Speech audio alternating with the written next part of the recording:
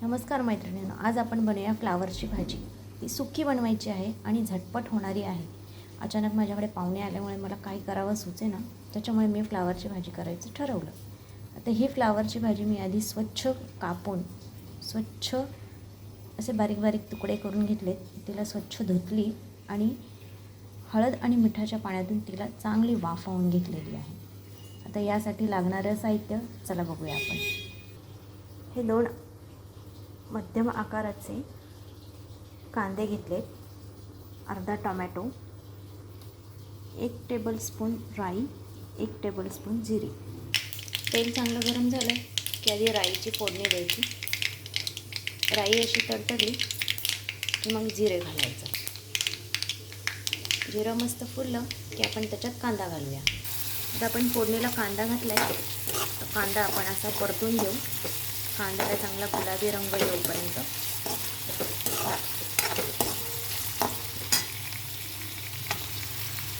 कांदा आपण असं सारखा अधूनमधून परतत राहूया, नंतर कांदा लागायची शक्यता असते. मस्त असा गुलाबी रंग येऊपर्यंत आपण त्याला फ्राय करणार आहोत.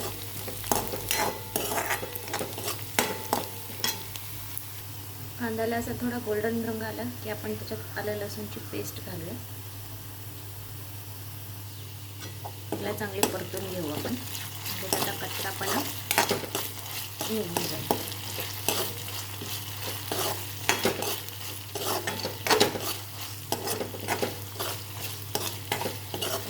साधारणतः 1 मिनिट सेकंद जाईल, परत साधारण त्याचा कच्चापणा निघून जातो.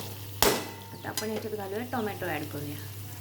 त्याच्यासाठी मी 1 अख्खा टोमॅटो घेतलेला आहे आणि 2 हिरव्या मिरच्या, 2 मिरच्या अशा मी बारीक कापून घेतलेल्या आहेत. आता ह्या पण मी त्या टोमॅटो आणि कांद्याच्या मिश्रणात ॲड करणार आहे.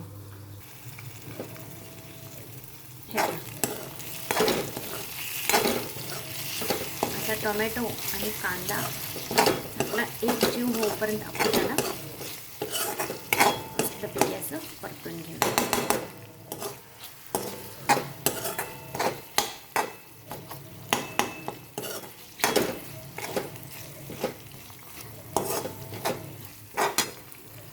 कांदा थोडासा चांगला परतलेला आहे. आता आपण ह्याच्यात घालायचे मसाले. पाव चमचा हळद, धनेपूड, गरम मसाला,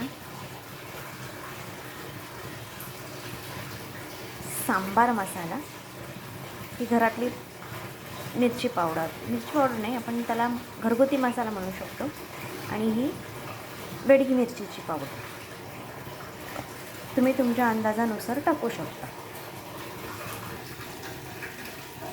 मसाला चांगला मिसळून घेऊया आपण. कांदा आणि टोमॅटो सुरेख रंग आलेला आहे.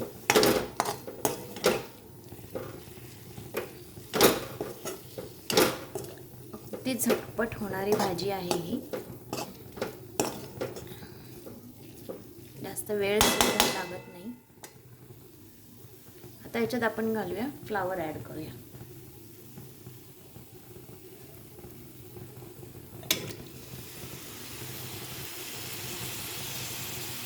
फ्लावर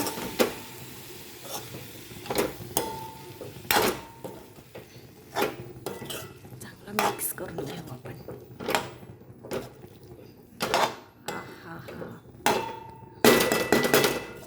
काय टेक्स्चर आलेलं आहे पाहू शकता तुम्ही. आता ह्याच्यात चवीनुसार मीठ घालूया. चवीनुसार आपण ह्याच्यात थोडंसं मीठ घालू. आता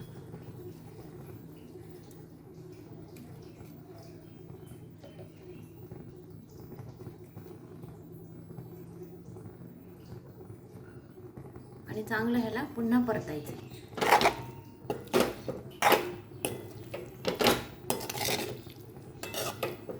थोडीशी ह्याला ग्रेव्ही सुटण्यासाठी आपण ह्याच्यात थोडंसं पाणी ॲड करू. बघू शकता तुम्ही, मी एकदम थोडंसं पाणी घातलेलं आहे. आता हिला आपण वाफेवर शिजवूया थोड्याशा पाण्यात.